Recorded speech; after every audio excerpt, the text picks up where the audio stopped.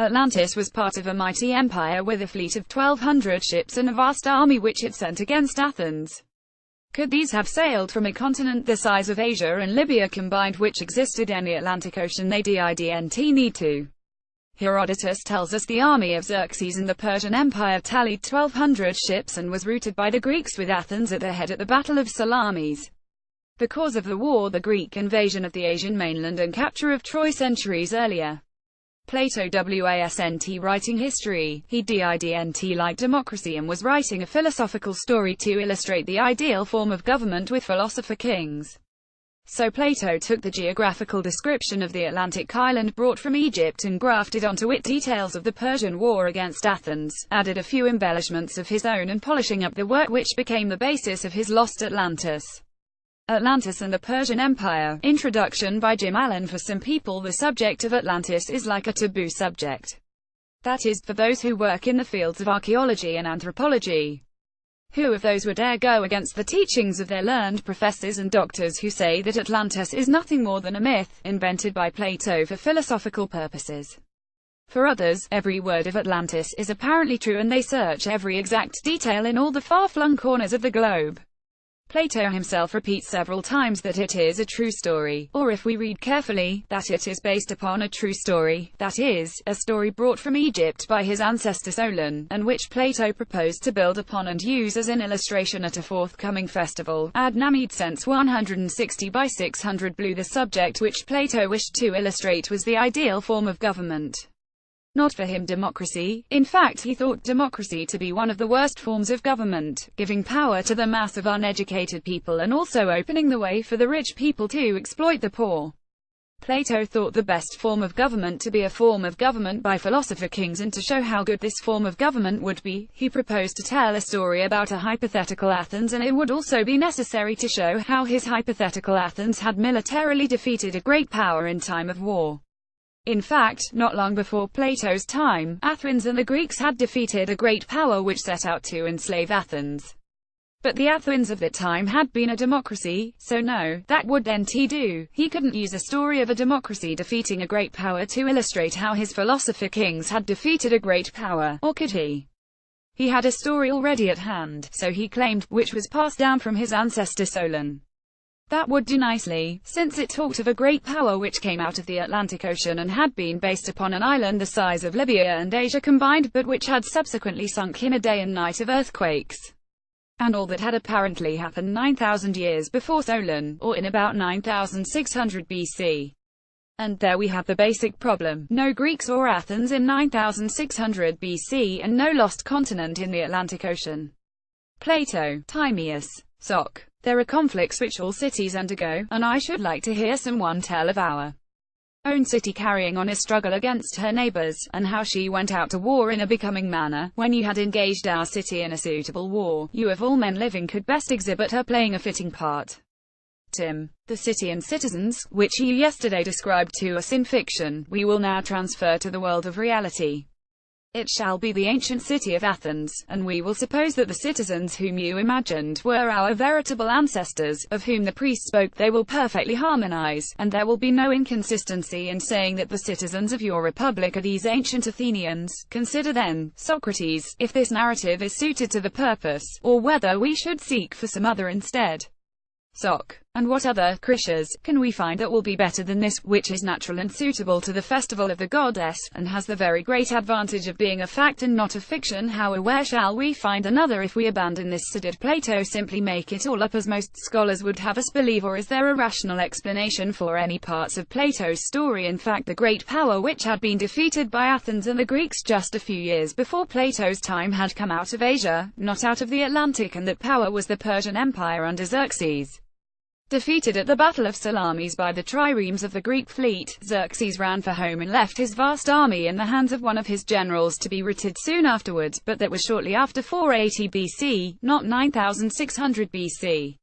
A two-part solution. It is clear, however, from the details that Plato gives, that his geographic description is based upon a description of South America and the Altiplano, while the description of the forces of Atlantis with its 1,200 ships and 10,000 chariots is based upon a description of the Persian invasion of Greece. That is what his invading army of Atlantis is based upon, and to give his Atlantis an air of respectability he removed it from 480 BC to 9600 BC, and maybe simply used lunar months to calculate his years, since 9,000 sidereal lunar months instead of years brings the date down from 9600 to 1260 BC, and that's when it all began, with the Greek invasion of mainland Asia and the defeat of Troy in the famous 10 Years' War, so well told by Homer.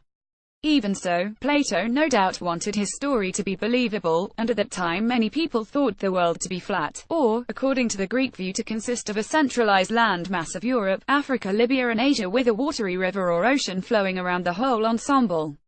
Plato himself taught that the world was round, like a sphere of football, but imaginative as he was, bearing in mind he wanted his story to be credible. Did he really dream up an imaginary continent in the Atlantic Ocean west of the Pillars of Hercules, or did he truly have some writings passed over from Egypt which described a great continent in the Atlantic Ocean? Even as late as 1492, Christopher Columbus, 13, sailing westwards, thought he would be sailing uninterrupted to India, or Japan, or China, not imagining a great landmass in between. Or was he looking for the lost land of Plato? Few quotes from the chapter. 3.3. Bolivia and the Sumerian connection. Artifacts found in Bolivia and South America suggest an ancient Sumerian connection.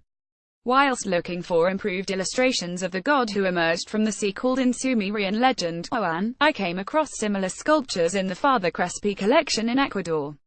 Instead of having a fish head aspect, these sculptures portrayed instead an eagle head aspect. Sargon of Akkad claimed to have been lord of the Four Quarters, just like in the Andes. The Incas were lords of the Four Quarters, this being the name for the later Inca empire called Tahuantinsuyo.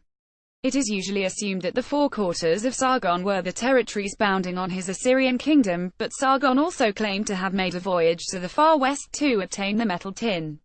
Again, it is usually assumed that he went to Cornwall for his tin, but there were also plentiful supplies in Bolivia, so perhaps when he claimed to be lord of the Four Quarters of the world, that world did after all include Bolivia and South America.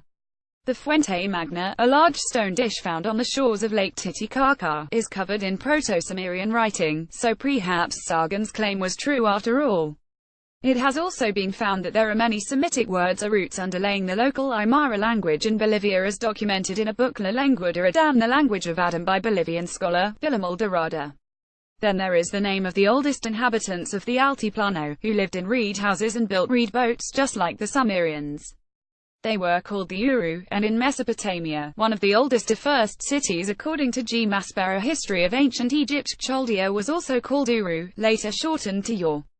The people of the Uru Chipaya village in the most remote region in the Salada Coipasa of the Altiplano are famous for their domed circular houses, and the vast expanse of level plain is itself similar to the ancient plain of Mesopotamia, famous for its canals and lesser-known, circular domed houses.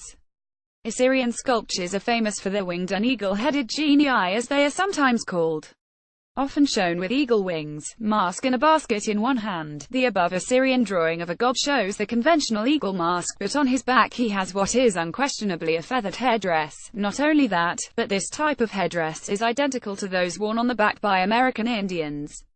An example of the American variety is given in the second illustration, while the third illustration shows an Aztec warrior wearing an eagle mask which, if pulled over the head, would very much resemble the eagle mask shown in the Assyrian drawing.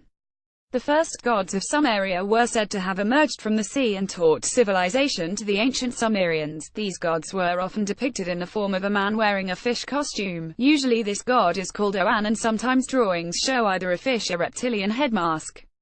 Copyright 2012 by Jim Allen. http www.atlantisbolivia.org. Bolivia and the Sumerian Connection.htm. Read more. Get the entire fascinating book by Jim Allen, Atlantis and the Persian Empire, Book 4 in the Atlantis series. Contents: Introduction 1. In Pursuit of Helen 2. Circular Cities 3. Bolivia and the Sumerian Connection 4. The Route to the Sea 5. Atlantis in the 17th century 6. Atlas across the ocean 7. Lost calendar of the Andes 8.